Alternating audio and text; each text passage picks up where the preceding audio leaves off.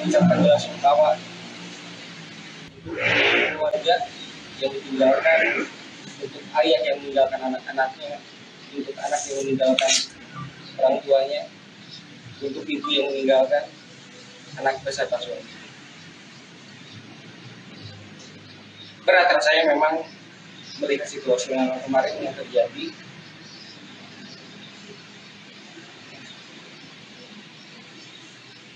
Kami merasa terpukul dengan apa yang terjadi kemarin. Tidak ada hal yang memang diharapkan terjadi, tapi mungkin fakta di lapangan berbicara berbeda. Apa yang kemarin terjadi di luar ekspektasi kami berdua ataupun bersama tim kami. Niat kami baik, niat kami sangat tulus untuk membahagiakan warga masyarakat Garut ataupun masyarakat luar Garut yang sengaja datang untuk memberikan ucapan bagi kami berdua, akan tetapi mungkin takdir berkata lain.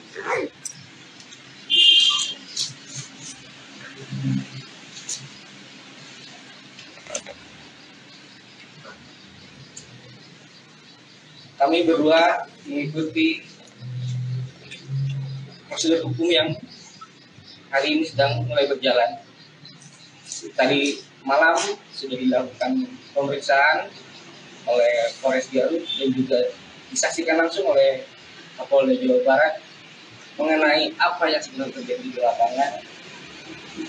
Dilanjut lagi hari ini masih terus didalami proses-proses yang memang mungkin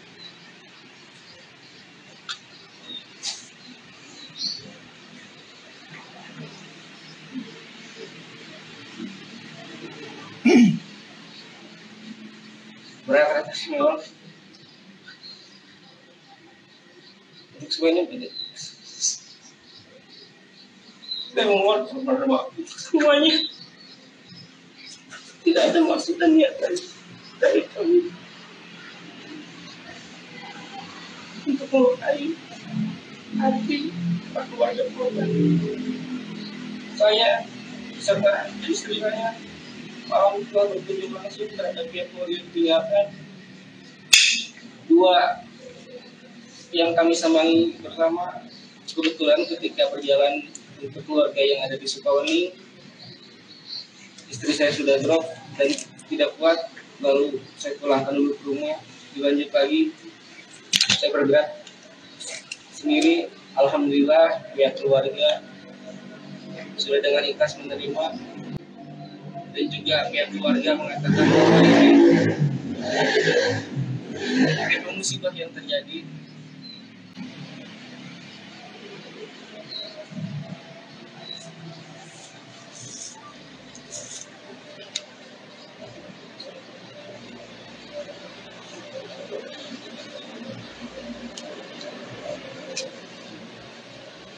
Secara niatan memang ada yang mengatakan makan gratis dan segala macam. Padahal niatan kami bukan untuk makan gratis, bukan untuk memberikan hal yang cuma-cuma. Cuma niat kami hanya ketika warga sudah mulai berkumpul di pada siang hari menunggu acara kegiatan untuk malam, untuk hiburan yang diadakan oleh orang tua kami. Saya berpikir daripada warga cuma hanya menunggu berdiri dan juga makanan masih banyak, ya sudahlah, kita berikan saja ke semua warga yang menunggu. Akan tetapi entah dan bagaimana kecuali itu bisa terjadi, karena dalam konsep saya bersama istri itu dilakukan secara terbuka, tanpa ada penutupan, tanpa ada penyekatan, tanpa ada pengumuman.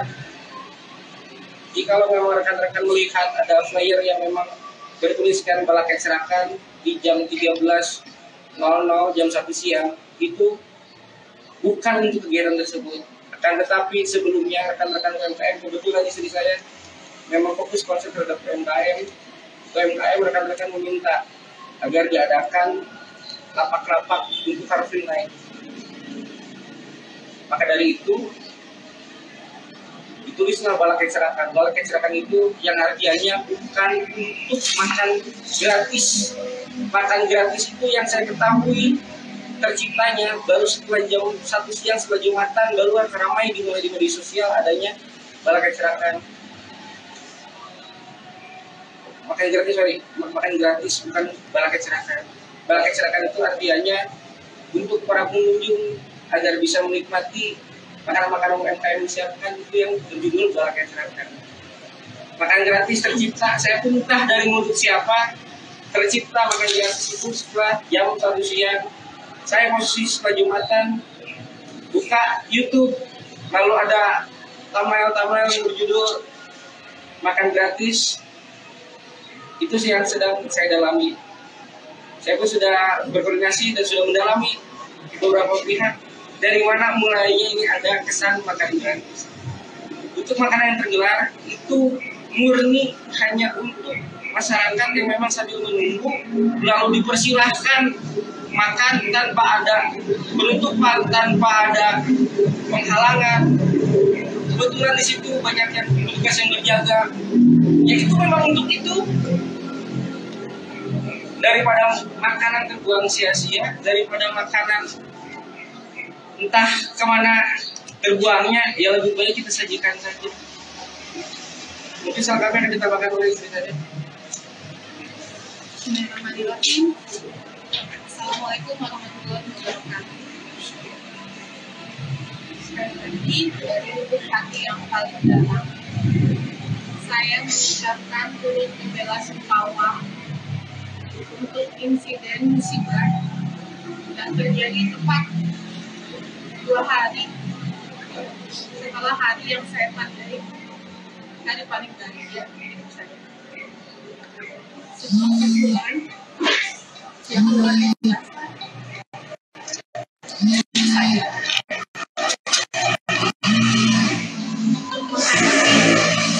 apa yang terjadi.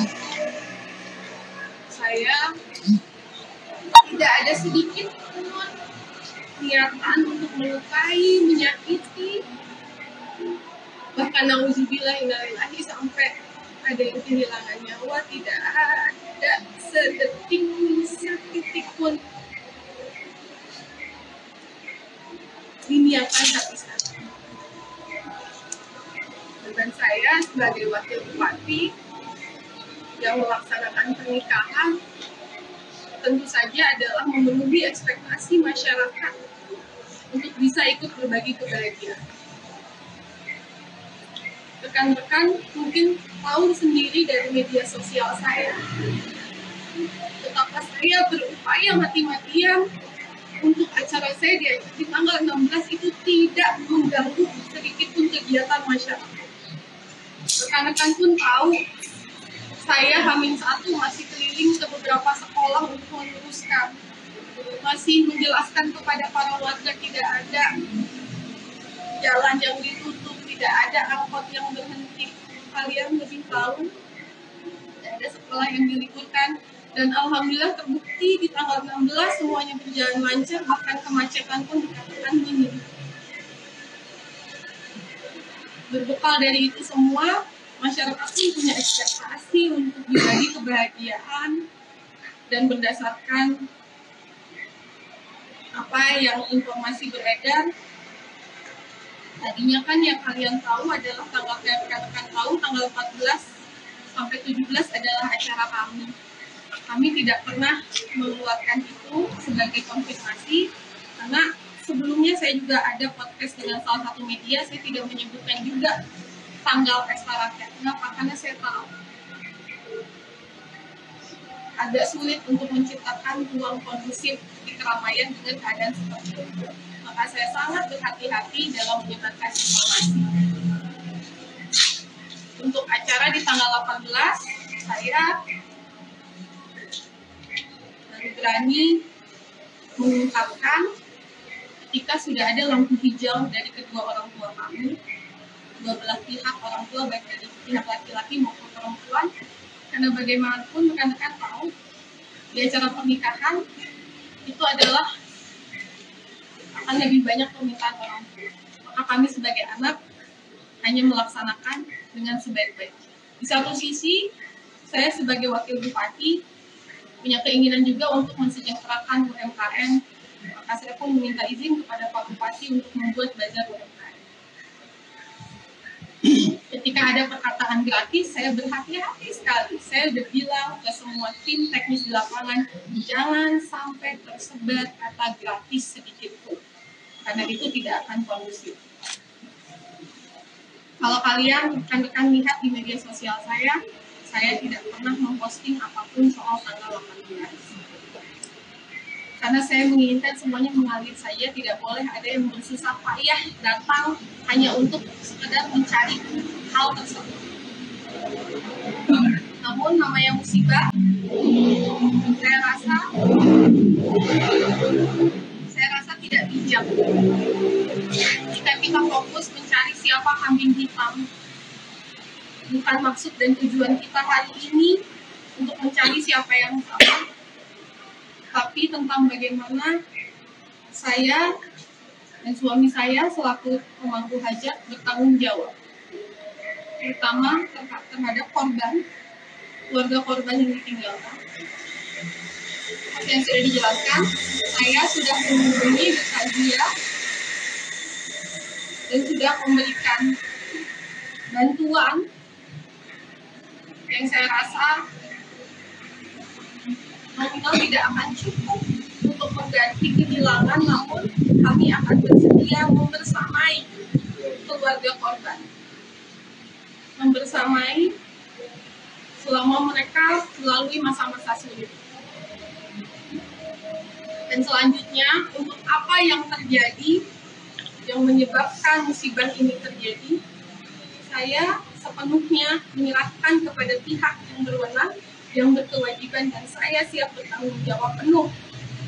Jadi kalau ada prosedur-prosedur yang saya harus jalani, saya siap menjalani, saya siap bertanggung jawab. Karena selaku panitia, selaku pemangku hajat, kami sudah mempersiapkan yang terbaik, namun kalau takdir sudah berkata, maka kami harus hadapi dan kami harus menerima dengan penuh tanggung jawab. Sekali lagi, saya menyampaikan rasa duka yang mendalam dan saya siap membersamai keluarga korban melalui masa-masa sulit. Begitu, terima kasih. Bu, izin Bu, apakah itu pernyataan ada ini itu sempat melarang kegiatan pesta rakyat? Pesta rakyat. Termasuk makan gratis itu kadang Bapak sudah melarang. Saya tidak. Sebenarnya ini juga yang menjadi bingung kami berdua adalah dari mana munculnya nama pesta rakyat ini. Tapi mungkin rekan-rekan bisa menilai sendiri dari media sosial. Statement itu pertama kali muncul dari saya.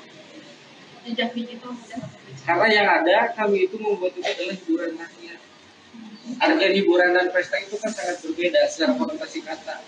Bahwa hiburan itu bagaimana kita bisa menghibur masyarakat. Kalau pesta itu konotasinya berbeda daripada kata hiburan. Mungkin di sini ada yang lihat podcast saya Hamil 1 dengan Tribun. Saya bilang, ya bukan pesta rakyat sih. Keluar dari mulut saya. Tapi itu kan sempat dirapatkan, Bu, ada laporan Itulah yang saya bilang. Itu rapat siapa, notulensi siapa, tersebarnya kok bisa. Saya jujur demi Allah baru melihat notulensi itu ketika kejadian. Ada staf saya bilang, Bu, ini orang nggak diumumin juga, sudah tahu dari notulensi itu. Dan juga harus kita tahu rekan-rekan, setiap progres yang akan dilakukan ketika hari pernikahan, semua meeting yang dilakukan, saya beserta istri saya selalu hadir. Karena saya ingin memberikan pelayanan yang terbaik. Itu entah dari mana datangnya, tiba-tiba ada rapat yang berjalan, dan juga ada notulensi yang beredar. Dan yang mengedarkan, Jujur, kami berdua tidak mengetahui akan rapat yang terjadi. ya mungkin kalau berkaca dari kejadian sebelumnya, notulensi kami yang untuk pernikahan bocor yang ada katanya Pak Presiden mau datang, itu menjadi pelajaran besar bagi kami, sehingga kami sangat berhati-hati soal notulensi. Tapi kemudian terjadi lagi kan dari apa notulensi yang tersebar, kemudian pada hari-harinya tidak betul kan? Ya. Karena kami berupaya semaksimal mungkin menghindari. Tapi yang kemarin kami kecolongan, kami tidak tahu sama sekali mungkin karena gap waktu yang begitu singkat. Dan kami juga fokus pada acara pernikahan, jadi itu lost sekali. Ini kan artinya pernikahan ini kan artinya berorganisir ya, ada berorganisir dan dikelola gitu. Nah, tapi kenapa bisa sampai pengawasan begitu ketika terjadi hal itu? Apa dari tingkat koordinasinya seperti apa? Hal ini yang saya serahkan sepenuhnya kepada pihak kepolisian. Saya juga tidak mau, jadi statement dari saya cukup hanya untuk apa yang akan kami lakukan kepada korban. Kalau secara teknis saya serahkan 100%, karena pun Bapak harus ketahui kami berdua mulai dari hari pernikahan menarik diri. Jadi kami hanya mengontrol terakhir dan menanyakan apakah semuanya aman selesai. Kalau tadi diperiksa sama Polres gimana aja tuh pertanyaannya? Kalau itu WO yang yang berangkat diperiksa oleh Polres. Bukan Pak Mau. Bukan saya. kita hanya menyatakan kesediaan untuk jikalau ada prosedur kami siap sepenuhnya untuk menghadapi. Mungkin periksa IO aja. Yang bisa acara di Jadi gini, setelah saya Jumatan, saya buka YouTube. Ketika memang melihat tanda-tanda kecelakaan, langsung saya berangkat ke sana. Dengan berangkat ke sana, saya pun pihak-pihak yang ada di situ, semuanya saya omongin kok bisa terjadi seperti itu. Langsung saya ambil keputusan, semua itu ditutup. Jadi yang membuka saya tidak tahu, Yang membuka saya kita tidak tahu, yang bagaimana Tapi itu juga begini. tidak tahu. Yang cuman pada intinya adalah ketika saya melihat itu chaos. Download Tribun X sekarang, menghadirkan lokal menjadi Indonesia.